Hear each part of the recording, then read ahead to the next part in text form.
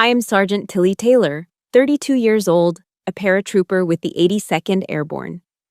I am standing before two small white caskets that hold my infant sons. In the suffocating silence of the Fort Liberty Chapel, my mother-in-law, Evelyn, whispers to the people around her, just loud enough for me to hear. She is turning me into the murderer in the tragedy of my own life. No one knew the truth. Not until my 4-year-old daughter, Lily, tugged on the sleeve of my dress uniform and said something that lit the fuse. What she said next changed everything. If you have ever been made to feel like the crazy one by the very people who were supposed to protect you, just to cover up a devastating truth, let me know where you're watching from. Hit that like button and follow along. My story doesn't begin with this tragedy. It begins with the promise of a family, a promise that became a deadly trap. The fabric of my Army service uniform, my dress blues, was the only thing holding me upright. It was a cage of perfectly pressed dark blue wool and starched white cotton, and inside it, my skeleton had forgotten how to stand on its own. The seams dug into my skin, a constant grounding pressure against the formless, floating horror of the moment. I registered the sensation clinically, the way a soldier assesses their gear before a jump. Stiff, secure, functional. I wasn't listening to the chaplain's words. I saw his mouth move, saw the gentle, practiced sympathy in his eyes, but the sound was replaced by a low hum inside my own head. My focus was absolute, narrowed down to two objects at the front of the chapel, the caskets of my sons, Ethan and Elijah. They were so white they seemed to absorb the light from the stained glass windows. But more than their color, it was their size that felt like a physical blow. They were absurdly, impossibly small. The sight of them defied all logic, a statistical error in the universe that my mind refused to compute. 6 feet to my left, but a universe away, sat my husband, Noah. He wasn't looking at the caskets. He wasn't looking at me. His head was bowed, his shoulders slumped, and he was entirely lost in a world I couldn't reach. A world, I knew, that was governed by his mother. His silence was a presence of its own in the room, a heavy, suffocating blanket. It was a more brutal accusation than any word Evelyn could ever speak, because it came from the one person sworn to be my ally. And Evelyn, my mother-in-law, was giving the performance of a lifetime. Dressed in an impeccably tailored black dress, a single strand of pearls at her throat, she was the very picture of the grieving Southern matriarch. She moved through the pews with a tragic, fragile grace, dabbing a lace handkerchief at her dry, watchful eyes. I saw her approach my commanding officer, Colonel Miller. She laid a delicate hand on his arm, her voice a sweet, heartbroken whisper that carried in the chapel's acoustics. "She always put her career first, Colonel," she murmured, shaking her head with a profound, performative sorrow. I begged her to slow down. For the babies. Each word was a perfectly aimed projectile, designed to shatter my reputation. To a young Army wife sitting behind me, her approach was different, more intimate, a woman-to-woman confidence. "Postpartum depression is such a terrifying thing," Evelyn whispered, her voice laced with feigned concern. "I tried to help, I offered to stay over, to take the night feedings, but she pushed everyone away."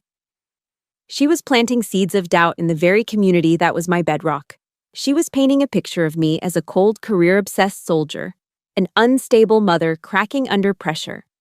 She was rewriting history in real time, and I was just a statue in a uniform, forced to watch her do it. I stood there, paralyzed, as my honor. The one thing a soldier has that can never be taken, only surrendered, was being systematically dismantled. Then came the moment that solidified my isolation. A fellow sergeant, a tough-as-nails paratrooper named Diaz, who had jumped into more hostile territory than I could count, walked over and placed a firm, comforting hand on my shoulder. It was a simple gesture of solidarity, a silent message. "I see you. I'm with you." I felt a flicker of warmth, the first thing I had felt all day. But I saw Noah, out of the corner of my eye, refuse to even lift his head. He didn't acknowledge Diaz. He didn't acknowledge me. He just sat there, a hollow man in a suit. Evelyn saw it too. Like a predator sensing a weakness, she was at his side in an instant. She didn't look at me. She gently took Noah's arm, her touch both soft and controlling. "Come on, sweetie," she cooed, as if speaking to a child. "Let's go say hello to Mr. Henderson from your office." And just like that, he stood up, obedient. He allowed himself to be led away, leaving me standing utterly alone with Diaz's hand still on my shoulder.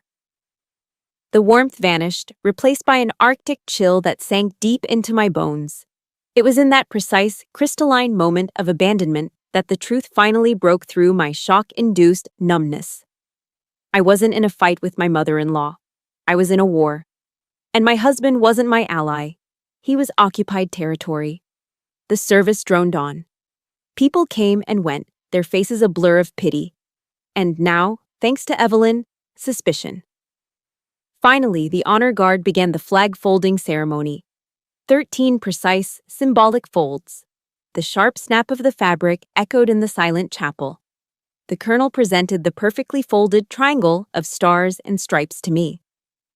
"On behalf of the President of the United States and a grateful nation," he said, his voice thick with emotion. I accepted it, my hands steady, my face a mask of military discipline. This was a ritual I understood. This was order amidst the chaos. But as the ceremony concluded, just as I felt I might completely disintegrate, a small pressure asserted itself on my hand. I looked down. My 4-year-old daughter, Lily, who had been preternaturally quiet the entire time, was looking up at me. Her little fingers squeezed mine. In her wide, clear blue eyes, there was no confusion, no fear. There was only a fierce, unwavering certainty. It was a simple, childish gesture, but it sent a jolt of electricity through my frozen limbs. It was a silent promise, a coded message in the darkness. "The truth is still here, Mommy. I have it." In the face of all the lies, the whispers, and the devastating betrayal, I clung to that single, undeniable truth: the love of my daughter. As I held her hand, the cloying scent of the funeral lilies in the chapel suddenly seemed to change, to sweeten, to thicken into something else.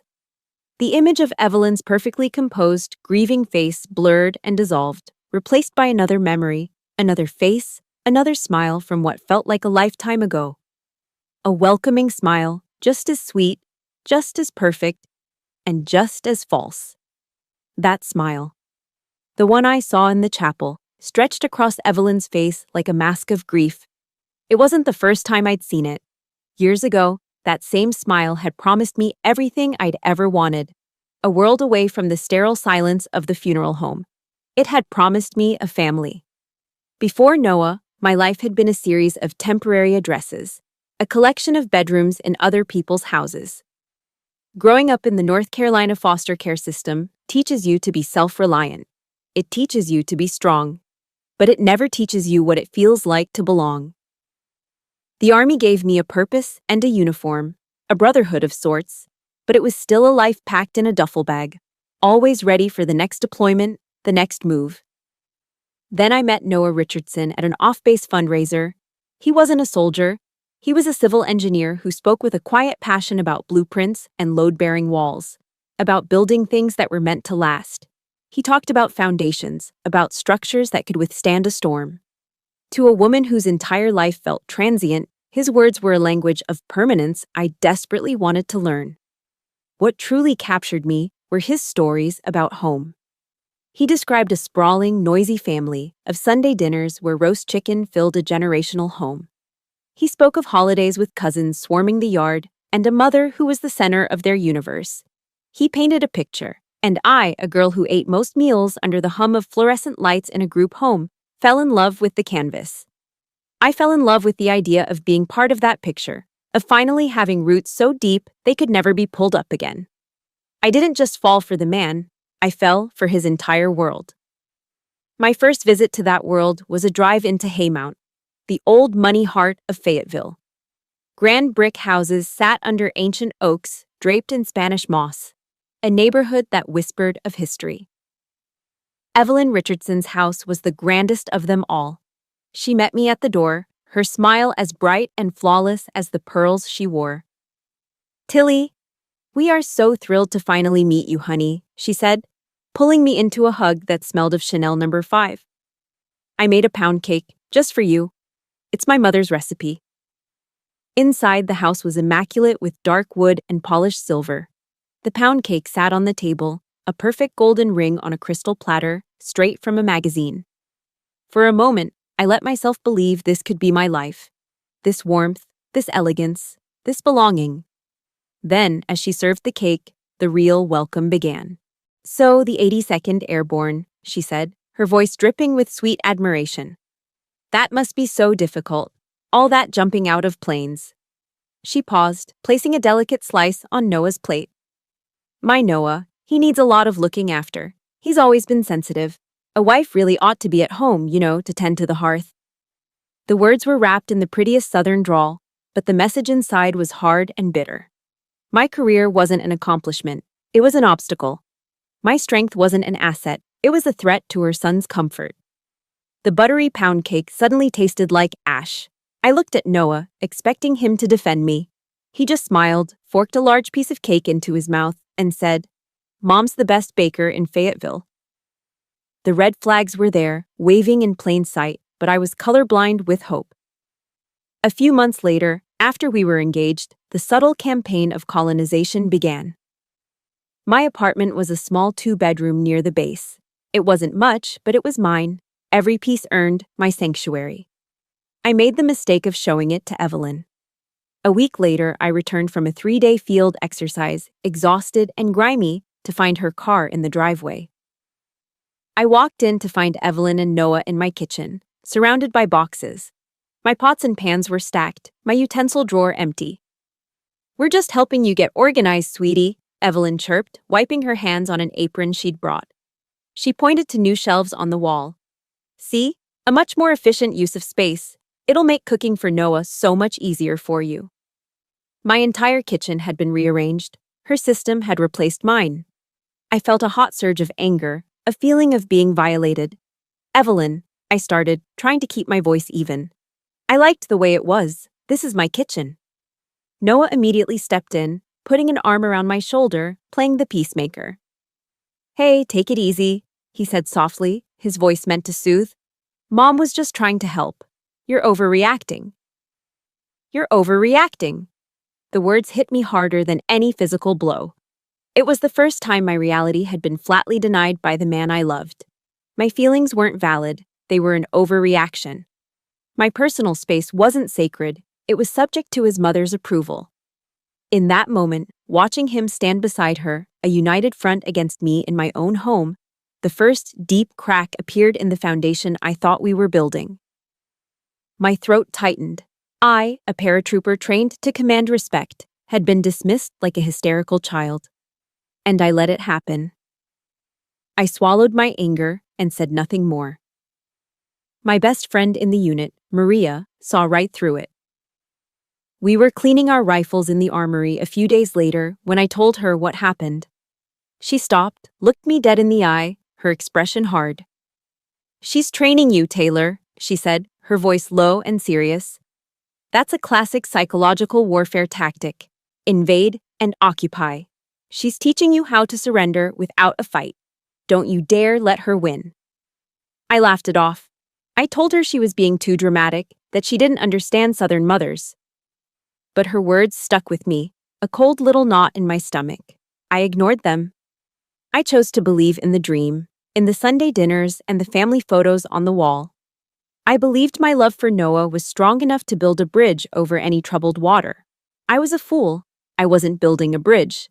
I was marching willingly into a guerrilla war in a hostile territory with no training, no allies, and no understanding of the enemy. Ignoring Maria's warning was the biggest tactical error of my life. I'd walked into my marriage believing it would be a sanctuary, a fortified position against the world. Instead, it became a territory under constant low-grade siege, and the invading force wore my mother-in-law's smiling face. My life fell into a predictable, soul-crushing rhythm. I'd leave for a few days of field training, sleeping in the dirt, running miles with a full pack, feeling competent and in control. And I would return to a home that had been subtly Evelyn-ized. New floral curtains in the living room. The couch angled differently. A framed picture of Noah as a child suddenly appearing on the mantelpiece. She was always there when I got back. A pitcher of sweet tea on the counter and a deceptively warm smile on her face. "I just came by to make sure Noah was all right while you were gone, dear," she'd say, never admitting she was occupying my space, always positioning herself as the selfless helper. The insidious part was how Noah enabled it. He'd wrap an arm around me, kiss my forehead, and say, "It's so great having Mom here when you're away. I don't get lonely." He meant it as a compliment to her, but it felt like a knife twisting in my gut. Each time he said it, the unspoken message was clear. My presence was not essential. My absence was an inconvenience easily filled by his mother. When I found out I was pregnant with Lily, Evelyn's quiet incursions escalated into a full-scale invasion. "A soldier can't possibly raise a baby all on her own," she announced to the family during one of those Sunday dinners I once dreamed of. "I'll find a place closer by, to help out." It wasn't an offer, it was a declaration of intent. And she did, moving into a condo just 10 minutes away. The day we brought Lily home from Womack Army Medical Center, Evelyn was already there, waiting. She had effectively taken command of my home.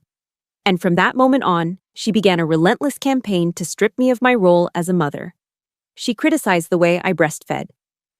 "Are you sure she's getting enough? She seems fussy." She hovered over me when I changed a diaper. "You need to be more careful around her navel, Tilly." She used my identity as a soldier, the very thing I was proud of, as a weapon against me. "The way you soothe her is as rigid as training a recruit," she'd say with a condescending little laugh. Or, "Let me, dear. You're used to giving orders, not being gentle." The breaking point, the moment that burned itself into my memory, came on a sweltering North Carolina night. Lily was only a few weeks old, colicky and crying inconsolably. I had been walking her, rocking her, singing to her for hours. I was exhausted, my uniform from the day still on, my hair a mess, my body aching. But she was my daughter, and I would have walked to the ends of the earth for her. Finally, her cries began to soften into whimpers. I was humming a lullaby, my cheek pressed against her warm, downy head, feeling that primal connection, that fierce, all-consuming love. Suddenly, my bedroom door opened. Evelyn stood there, hands on her hips, her face a mask of disapproval. "You don't know how to be a mother," she said, her voice cold and sharp. Before I could even process the words, she strode over, plucked Lily from my arms, and cradled her expertly. "Let me," she commanded. "You go rest." My arms felt empty, cold. I looked past her, my eyes pleading with my husband, who was standing right behind her in the doorway. I was waiting for him to step in, to defend me, to tell his mother she had crossed a line that should never be crossed. And Noah? He just nodded. If you've ever had a mother-in-law, or even your own mother, undermine you and tell you that you're doing it wrong with your own child, support me with a like and comment with a simple, "I understand," below. You have no idea how much it means to not feel alone. Her control extended to the one thing that was supposed to bring comfort: food. Evelyn was a master of Southern cuisine, and she wielded her cast-iron skillet like a weapon.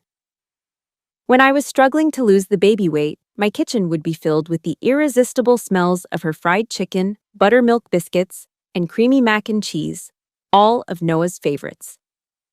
"You need to eat up, honey," she'd say to me, piling my plate high. "You're too thin to have good milk for the baby." It was an order disguised as care. But then, I'd overhear her talking to Noah in the other room, her voice a conspiratorial whisper. "She's really letting herself go, isn't she? It must be the stress of her job." She had engineered a perfect no-win scenario. If I didn't eat her food, I was a bad mother neglecting my child's nutrition. If I did eat it, I was a slob who no longer cared about her appearance. Every meal became a test, another opportunity for me to fail. The final thread of my hope snapped one evening after a particularly grueling week. Lily was asleep. Evelyn had finally gone home. The house was quiet. I found Noah in the living room, reading a book. The dam of my exhaustion and suppressed rage finally broke. Tears streamed down my face as I sank onto the floor in front of him. "I can't do this anymore, Noah," I choked out, the words raw and desperate. "I can't. Your mother is taking everything from me. She's taking our daughter." He put his book down and knelt in front of me, pulling me into an embrace. For a fleeting second, I felt a surge of hope. He held me, stroked my hair. But then he spoke, and his words extinguished that hope forever. "You're just tired, honey," he said, his voice calm and patronizing.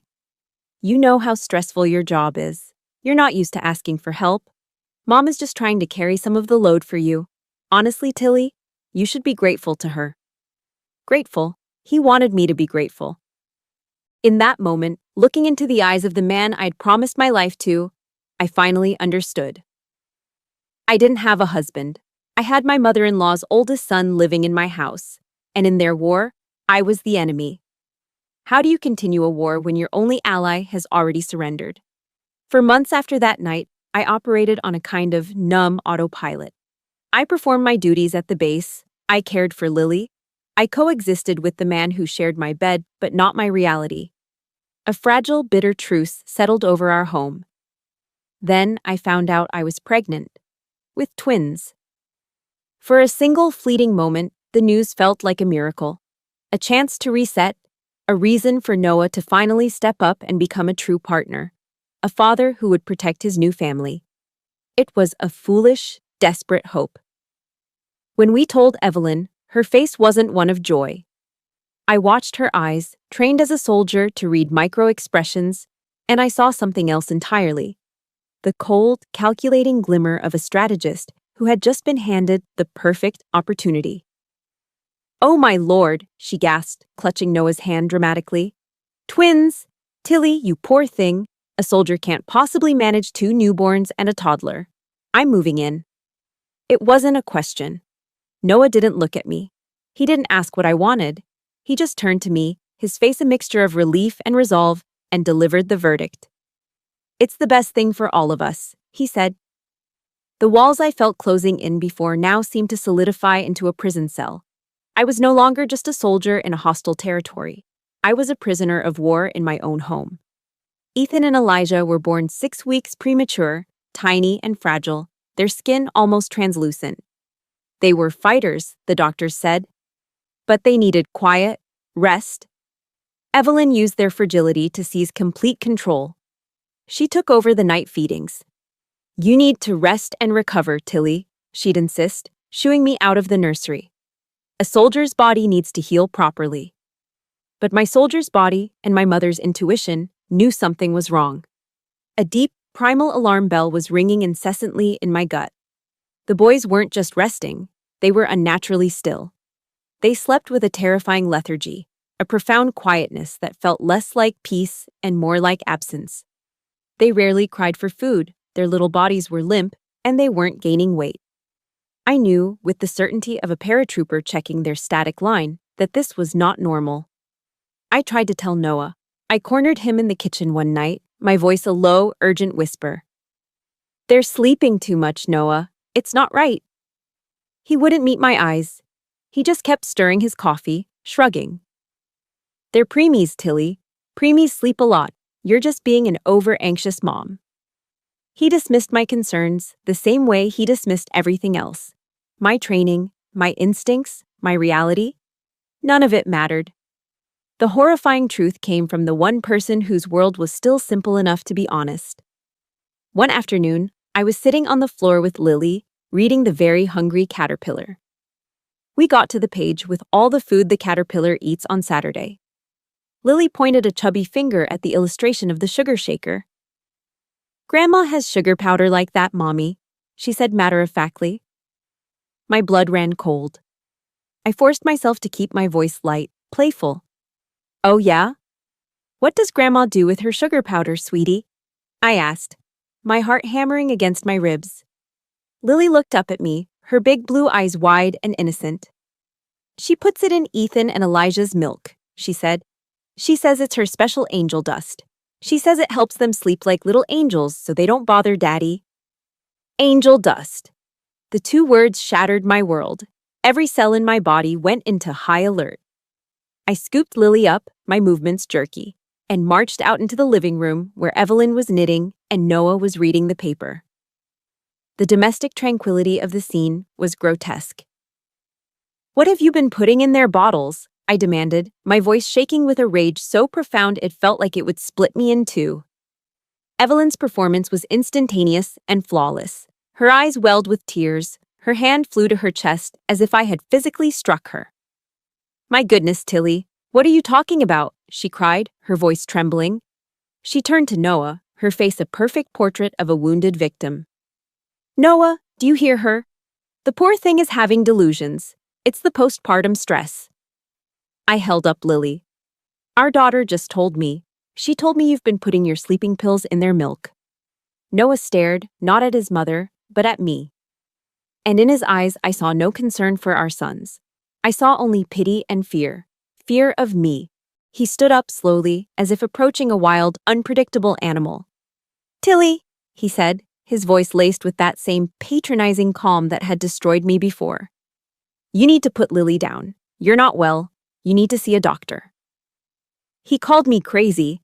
At the exact moment I was trying to save our children's lives from his own mother, he stood there and called me insane. That was it. That was the moment every last shred of hope I had for us, for our family, disintegrated into nothing. It was the ultimate, unforgivable betrayal. My mind screamed, a silent, primal roar of a mother watching her cubs being dragged away. But on the outside, I just froze. That night, Evelyn insisted on taking the boys again. "They need a calm environment," she said, looking pointedly at me. Noah agreed. He helped her. He carried their bassinets into the guest room where she was staying. He kissed their foreheads, then closed the door, shutting me out. He left them with her. I sat on our bed all night, fully dressed, staring at the closed door of the nursery across the hall. I didn't move. I just listened to the silence, a silence that grew heavier and more absolute with every passing hour. The next morning, they never woke up. The silence in the Fort Liberty Chapel was a physical thing, a weight that pressed down on my shoulders, heavier than any rucksack. I was a statue in my dress blues again, but this time, the numbness felt different. It wasn't the hollow shock of Chapter 1. It was the dense, cold vacuum left behind by a black hole that had consumed my entire world. The two small white caskets were back in the same spot, but today they represented not just a tragedy, but a crime. My crime, according to the whispers that now followed me everywhere. Evelyn, the architect of my ruin, was preparing for her final performance. She ascended to the pulpit, a grieving grandmother in her finest black dress, clutching a lace handkerchief. The spotlight was hers, and she played her part with masterful precision. She began by sharing saccharine memories of Ethan and Elijah, memories she'd invented, painting herself as the doting, heartbroken matriarch. Then the poison began to seep out. Her tear-filled eyes scanned the crowd of uniformed soldiers and their families before landing on me. Her expression was one of profound, theatrical pity. "We cannot pretend to understand God's will," she said, her voice breaking beautifully. "But sometimes, I believe He takes His most fragile angels home to grant them peace." She paused, letting the implication hang in the air. Peace from a life that might have been filled with too much pressure, too much instability. A wave of murmurs rippled through the chapel. I could feel the shift. The looks of sympathy that had been thrown my way were now curdling into suspicion. Pity was being replaced by judgment. Evelyn was at the height of her power, standing on holy ground, using God as a character witness for her lies. She was winning. And in that moment, something shifted beside me. A small, warm pressure left my hand. I looked down. Lily had let go. She wasn't running. She was walking. Her small black patent leather shoes made no sound on the thick burgundy carpet as she moved with a purpose that defied her 4 years of age. She walked past Noah, who didn't even notice, his face buried in his hands. She walked past the front pew, right up to the side of the pulpit where the army chaplain stood. The entire chapel went still, watching the tiny girl in the black dress. She tugged gently on the sleeve of the chaplain's uniform. He, a kind man with a weathered face, looked down, startled, then knelt beside her, his expression softening. He leaned in, thinking she wanted to whisper something. But Lily didn't whisper. She looked past him at the small black microphone on the lectern, the one her grandmother had just used to condemn her mother. With a clarity that cut through the suffocating silence, her child's voice rang out, pure and true and utterly devastating. Grandma put the white powder in the baby's milk. 9 words. They didn't explode. They simply hung in the air, crystalline and sharp, each syllable a shard of glass. No one moved. No one breathed. Time itself seemed to stop, frozen by the terrible, simple power of the truth. Noah's head snapped up, his face a canvas of stunned disbelief. He stared at his daughter, then whipped his head around to look at his mother. Evelyn's face, which seconds before had been a masterpiece of feigned grief, shattered. The mask disintegrated, revealing the raw, ugly panic beneath. Her mouth opened and closed like a fish, no sound coming out. What is she saying? She finally stammered, her voice a shrill squawk. She's just a child. She's in shock. She doesn't know what she's saying. But it was too late. The lie was broken. Across the aisle, my commanding officer, Colonel Miller, a man who had spent 30 years reading people in life and death situations, rose to his feet. He didn't shout. He didn't rush. He simply stood, his eyes as cold and hard as steel, fixed on Evelyn. He gave a short, sharp nod to the 2 military policemen, the MPs, standing guard at the chapel doors. The spell was broken. For the first time since my sons had died, the eyes that turned to me were not filled with suspicion or pity. They were filled with a dawning, horrified understanding. In that instant, surrounded by my brothers and sisters in arms, I was no longer alone. I was a soldier, and my unit was finally seeing the enemy. If you have ever waited for a moment of justice, that one single moment where the truth finally cuts through the lies, show your support with a like and comment the word justice below. Let them hear it. The 2 MPs began to walk down the center aisle, their footsteps measured, professional, and unstoppable. Evelyn saw them coming, and her composure completely dissolved. "No!" she shrieked, her voice turning wild and ugly. "It was an accident. I didn't mean to. Noah, tell them I didn't mean to." Noah was paralyzed, a statue of stone, his face slack with the horror of a man whose entire world had just been proven to be a lie. He just stared, frozen, as his mother, the woman he had defended over his wife, over his children, was approached by the law. He turned his gaze to me then, his eyes wide with a desperate, dawning agony. It was a silent plea for forgiveness, for understanding, for a way back. But I didn't look at him. My eyes, my entire being, were focused on only one person. I moved from my seat, walking past the chaos as if it were a distant storm. I knelt on the carpet in front of my daughter, my brave, tiny, fierce little girl. She looked at me, her expression unwavering, and in her eyes I saw the reflection of my own strength, a strength I thought I had lost. I wrapped my arms around her small, warm body, pulling her tight against my chest. And there, amidst the wreckage of my life, holding the one pure, true thing I had left, I finally allowed myself to cry. The tears I shed in the chapel, holding my daughter, were the last I allowed myself. The emotional chaos of Evelyn's arrest was immediately replaced by the cold, efficient machinery of military justice. My grief was packed away, locked in a footlocker in the back of my mind. My training took over. I was no longer just a mother. I was the primary witness in a murder investigation. The days that followed were a blur of sterile, official rooms. My home was no longer my own. It was a crime scene, cordoned off with yellow tape, meticulously processed by investigators from both the Army's Criminal Investigation Division, the CID, and the Fayetteville Police. They moved with a quiet, methodical purpose that I understood and respected. They treated my home with a grim reverence, a place where a crime had been committed, but also where a family had been shattered. They spoke to me not as a fragile victim, but as a fellow professional, Sergeant Taylor, whose observations were critical intel. The evidence mounted with crushing, undeniable force. In Evelyn's guest room, tucked away in a designer makeup bag, they found the nearly empty bottle of prescription sleeping pills.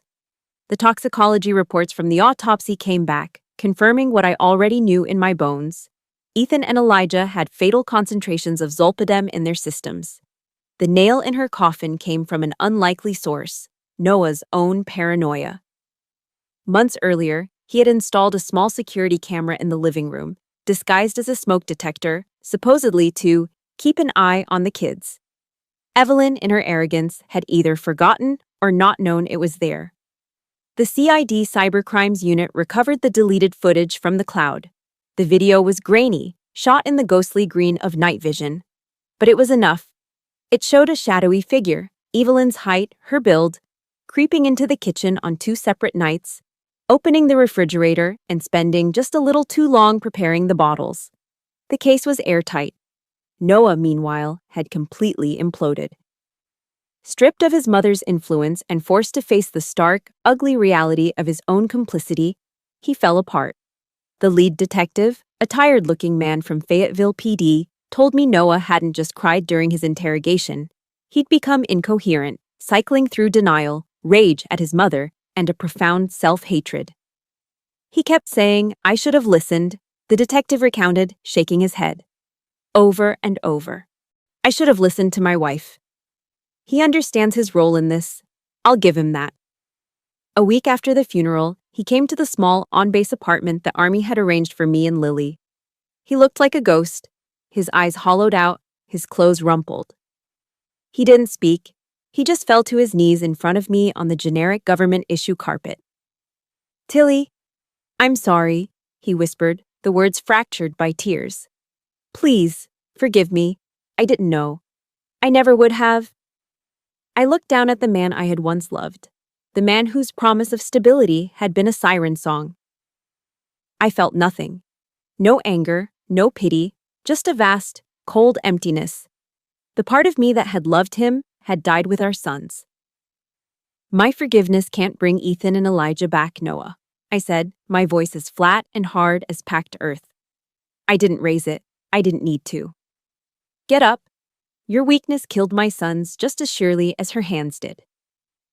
That was the last time I ever spoke to him as his wife. The trial at the Cumberland County Courthouse was a grim formality. Evelyn's high-priced lawyer tried to paint her as a confused, loving grandmother who'd made a tragic mistake with the dosage, claiming she only wanted to help the babies sleep better. But the prosecuting attorney, a sharp woman with an unshakable voice, didn't resort to theatrics. She simply laid out the evidence, brick by brick, building an inescapable prison of facts around Evelyn. She presented the toxicology reports as clinical certainties. She played the grainy security footage on a large screen for the jury to see, the ghostly green figure of Evelyn becoming a specter of calculated malice. She concluded with the damning testimony of Lily's child therapist, who relayed the story of the angel dust.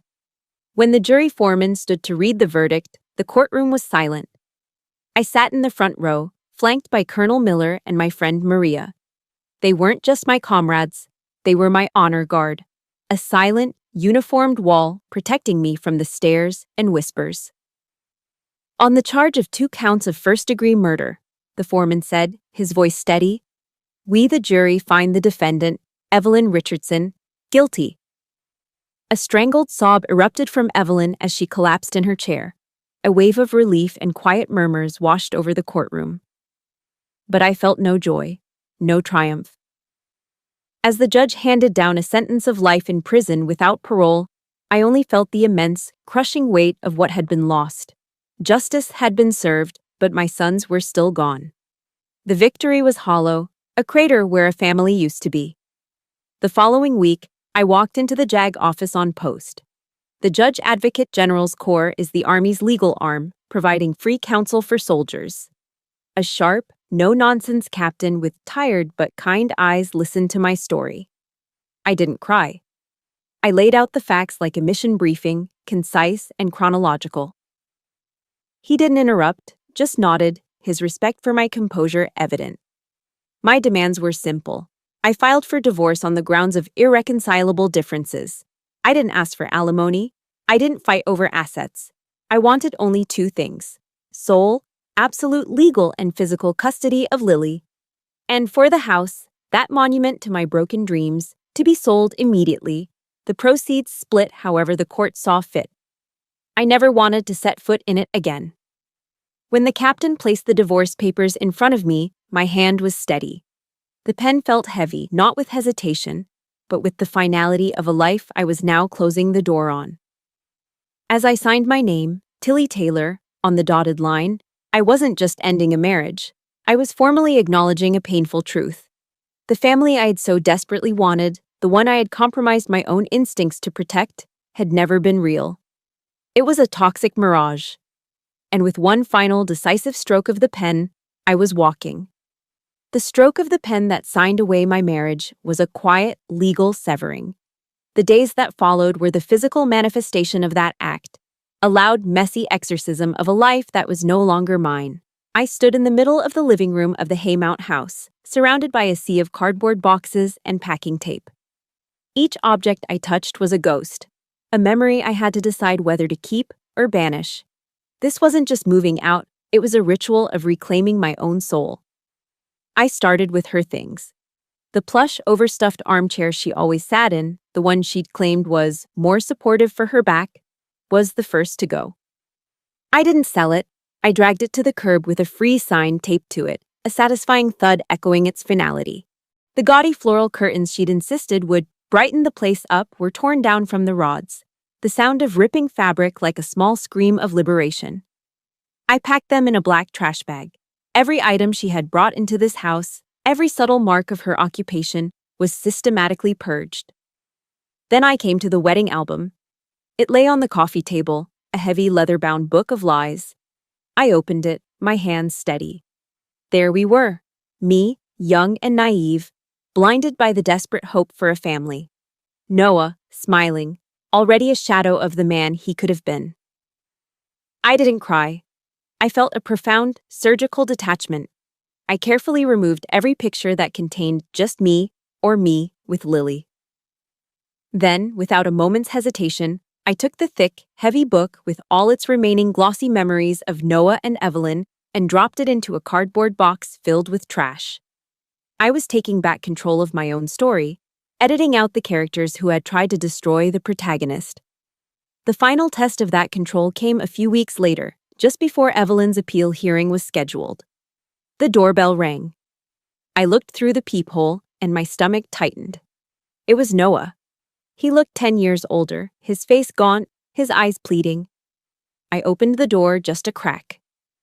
"Tilly, please," he began, his voice raspy. I need you to write a letter to the judge, for my mother's appeal.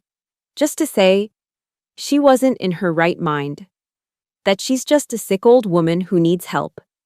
I looked at him, really looked at him, and saw the full, pathetic scope of his weakness. Even after everything, after the truth had been laid bare in a court of law, he was still trying to find a way to recast his mother as a victim. My voice, when it came, was devoid of any emotion. It was as calm and unwavering as a drill sergeant's command. "She's not insane, Noah. She's evil. And your blindness, your desperate need to believe she was a saint, is what gave that evil its power. Don't you ever come to me for her again."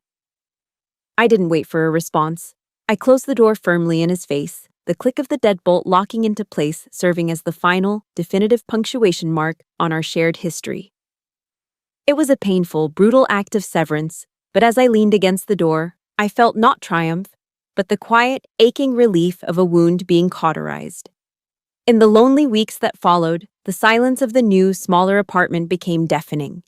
The adrenaline of the trial was gone, replaced by a lingering exhaustion. That's when Maria, my friend from the unit, intervened. "You can't do this alone, Taylor," she said, her tone leaving no room for argument. She told me about a support group. "It's for Gold Star mothers," she explained gently. My heart recoiled. "I'm not one of them," I said quietly. "My sons didn't die in combat." Maria looked at me, her eyes filled with a fierce understanding. "You were in a war, Tilly. And you lost your children in the line of fire. You belong." I went.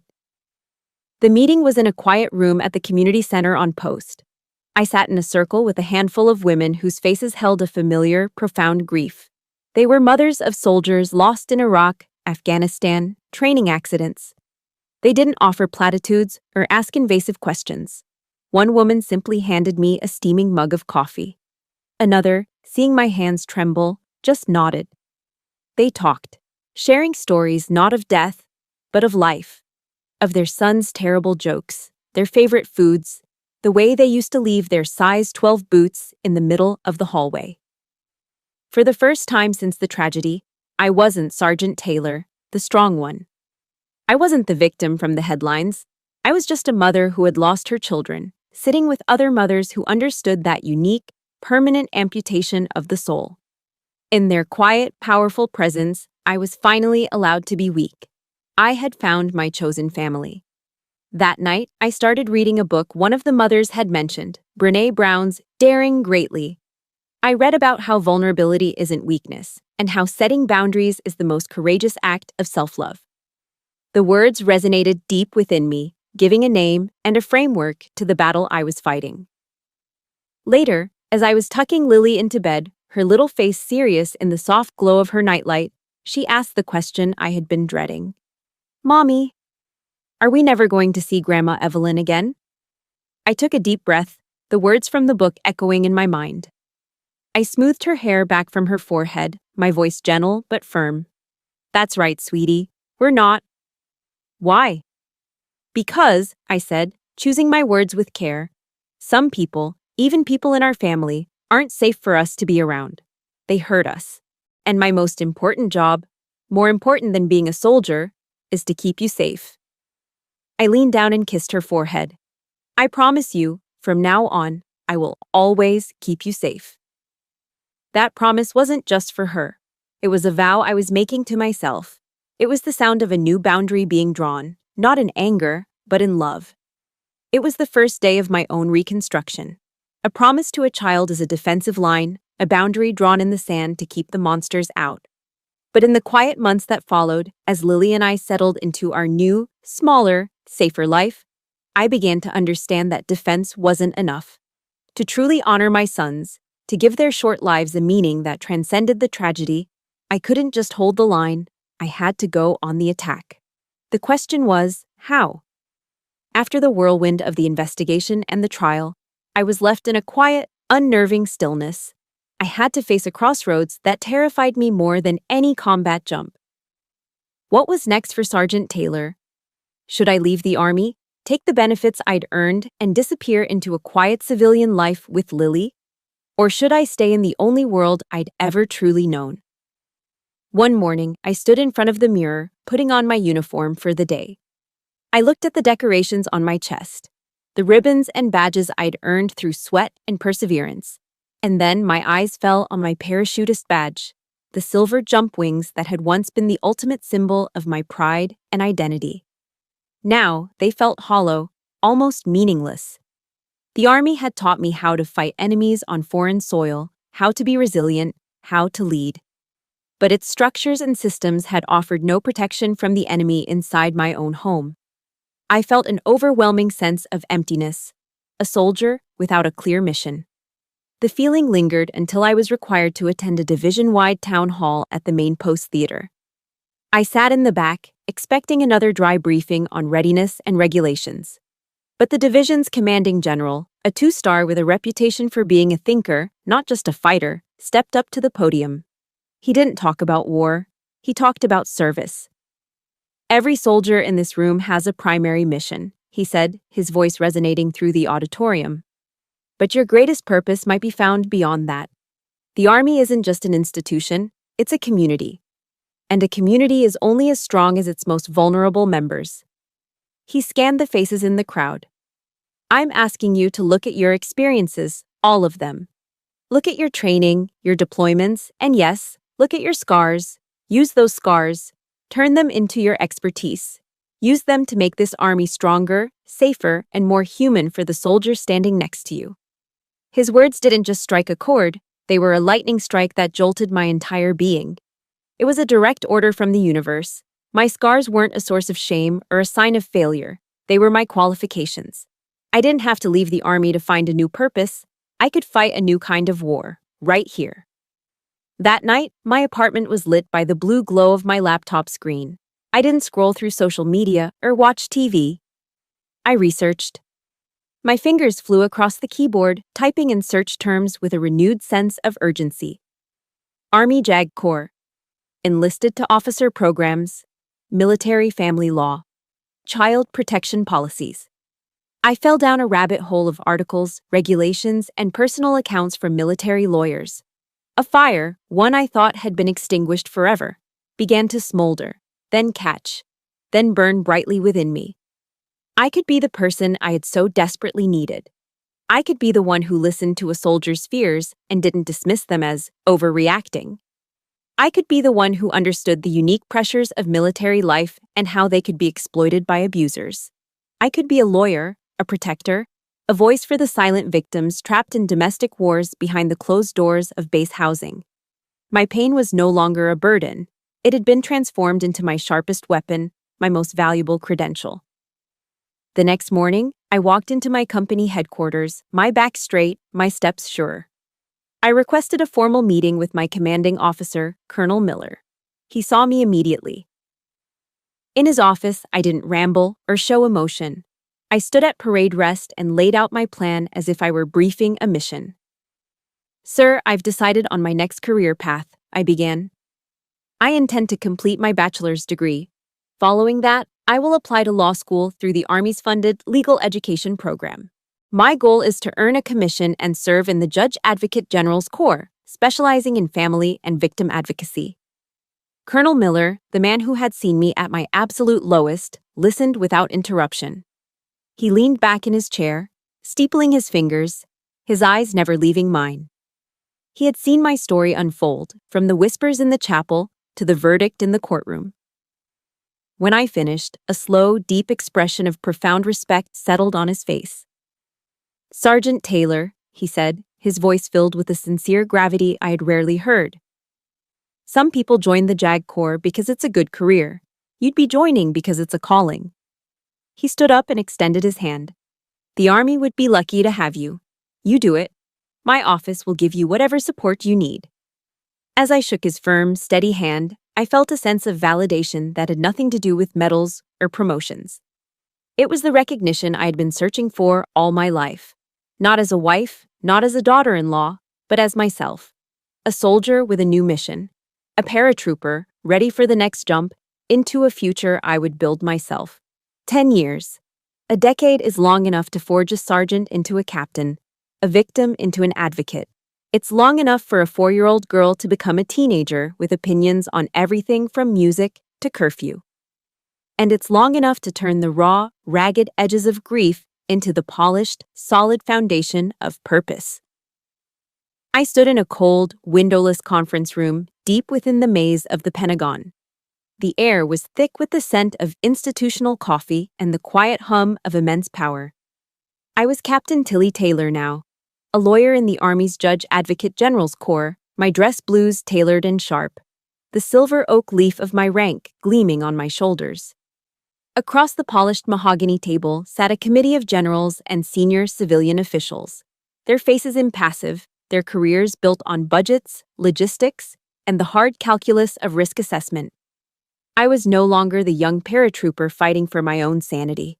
I was an officer, a seasoned attorney, presenting a policy proposal I had spent the better part of 3 years building. My voice was steady, my words precise, filled with the weight of my own unspoken experience. "Generals, sirs, ma'am," I began, my gaze meeting each of theirs in turn. "We are here today to discuss a critical vulnerability in our force readiness. It's not a gap in our armor or a flaw in our weaponry. It's the enemy that follows our soldiers home." I didn't just quote statutes and regulations. I told stories. They were composites, anonymized accounts drawn from the dozens of cases I had handled, the whispered confessions I had heard in my office. I spoke of a young Marine, a decorated marksman, whose performance in the field plummeted because he was terrified his wife's new boyfriend was abusing his son back at Camp Lejeune. I spoke of a brilliant female intelligence analyst who was being systematically gaslit by her husband, a man who convinced her she was unstable, driving her to the brink of a breakdown and jeopardizing national security. I was fighting a new kind of war, a war waged on paper and in policy meetings. The journey to this room had been a relentless grind. I'd faced the institutional inertia, the bureaucratic red tape that is the military's natural defense against change. I'd encountered colonels who believed with all their heart that a soldier's family is a private matter. I'd been told my proposals were too expensive, too complex, too invasive. But I had my paratrooper training to fall back on. I gathered my intelligence, the data linking domestic instability to decreased mission effectiveness. I built my alliances, finding sympathetic ears in the medical corps and among the chaplains. And I presented my operational plan with relentless, unyielding logic. A soldier cannot be effective downrange if they are fighting a psychological war at home, I argued, my voice ringing with the conviction of a survivor. The health of our military families is not a soft issue. It is a direct and measurable component of our strength as a fighting force. My proposal was comprehensive. It called for mandatory, confidential mental health screenings, not just for service members, but for their spouses and dependents upon arrival at a new duty station. It established secure, anonymous reporting channels for psychological abuse and coercive control, forms of harm that leave no visible bruises. Most importantly, it mandated advanced training for family advocacy program workers and command teams to recognize the subtle, insidious signs of manipulation before they escalated into tragedy. After my presentation, the questions came, sharp and skeptical.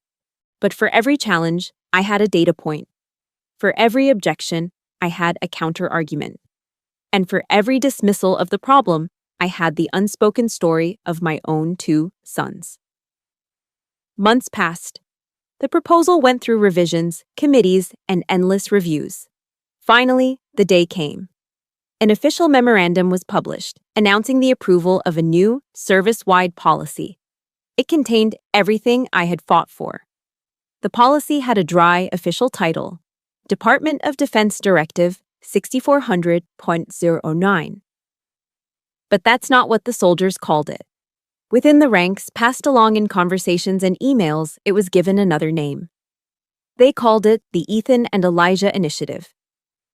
The first time I heard it, spoken by a young sergeant I was helping with a custody case, the sound hit me with the force of a physical blow.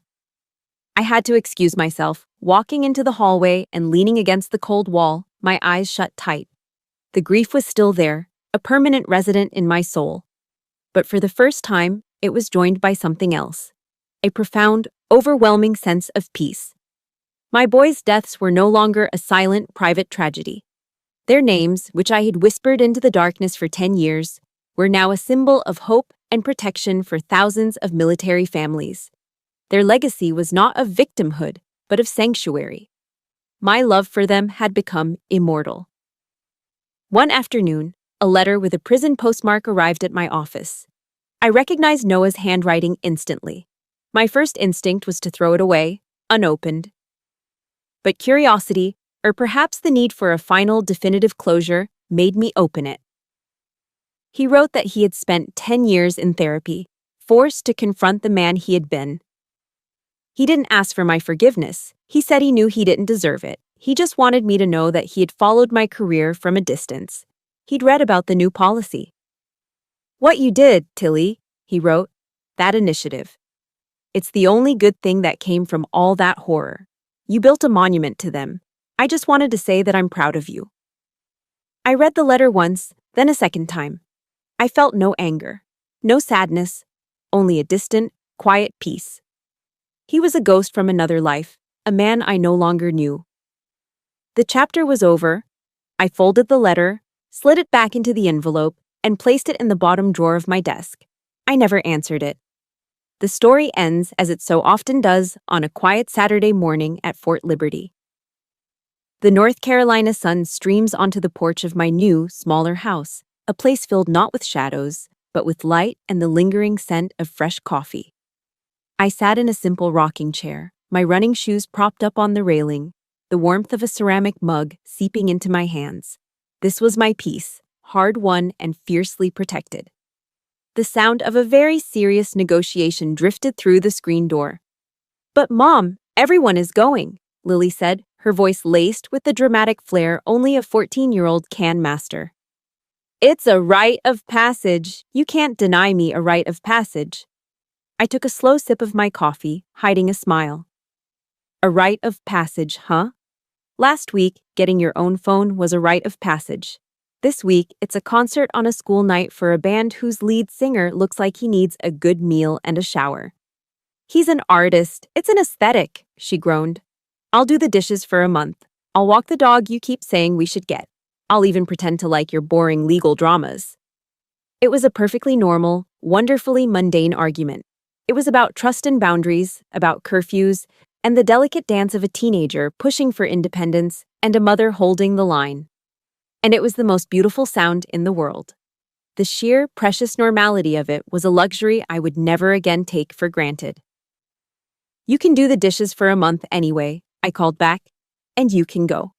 But your curfew is 11 o'clock sharp, and I want a text when you get there and when you're leaving. Deal? A shriek of pure joy erupted from inside, followed by the sound of her running up the stairs, presumably to coordinate outfits with her friends via 100 text messages. She had won. I smiled, leaning my head back against the chair. My gaze drifted upward, past the tall pine trees, to the vast Carolina blue sky. And there they were. High above, a flight of C-17s had just released their cargo. A constellation of green parachutes blossomed against the blue, the men and women of the 82nd Airborne beginning their descent. 10 years ago, the sight of those jump wings on my uniform felt like a mockery. Years later, looking at those same parachutes felt like looking at a ghost. But today, watching them float silently toward the earth, I felt something new. I felt a sense of belonging, of peace. A full circle. The army wasn't the thing that had destroyed my family. It was the thing that had given me the discipline to survive its destruction. It was the foundation I had used to rebuild, brick by painful brick. Tucked inside my wallet, right next to my military ID card, is a small, worn photograph of Ethan and Elijah. It's a picture from the hospital, their tiny faces peaceful, their futures unwritten. I don't look at it every day. I don't need to. They are not a constant sorrow that weighs me down. They are my moral compass. They are the silent, steady reminder of why I do what I do, of the promise I made to Lily and to myself. Their legacy isn't just a dry policy document filed away in the Pentagon. It's in the relieved face of a young soldier I helped secure a protective order for. It's in the child who gets to sleep safely at night because we intervened. They are present in every family I help, every child I protect. I'm often asked to speak to young military families now to share my story. They ask me how I survived, how I found the strength to go on. I don't have an easy answer. I don't quote regulations or psychology textbooks. I usually end with a simple passage I found long ago from the Psalms. Weeping may endure for a night, but joy cometh in the morning. But it's not a passive hope. The morning doesn't just arrive. You have to fight your way through the darkness to get there. My name is Captain Tilly Taylor. I am a lawyer, I am a mother, and I am still a paratrooper. The scars from my past never disappeared. They didn't magically heal or fade away. Instead, they became a part of my uniform, stitched into the fabric of who I am. They are not a sign of damage. They are a map of my survival. They remind me that even when you are in a free fall, tumbling through the darkness with no ground in sight, there is always a moment of choice. A moment you have to reach out, find the handle, and pull the cord. You have to choose to open your parachute. You have to trust that the long night will end. And you have to understand that the dawn will come, because you are the one who is creating it for yourself. My story has found its dawn, but I know it's just one of many. Thank you for being a part of my journey from the darkest night to this peaceful morning. This channel exists to share stories like ours, stories of resilience, of finding strength in our scars, and of turning pain into purpose. If my voice has resonated with you, and if you believe in the power of these stories, please follow our channel so we can continue this mission together. Share this with someone who needs to hear that they are not alone. You have the power to create your own dawn.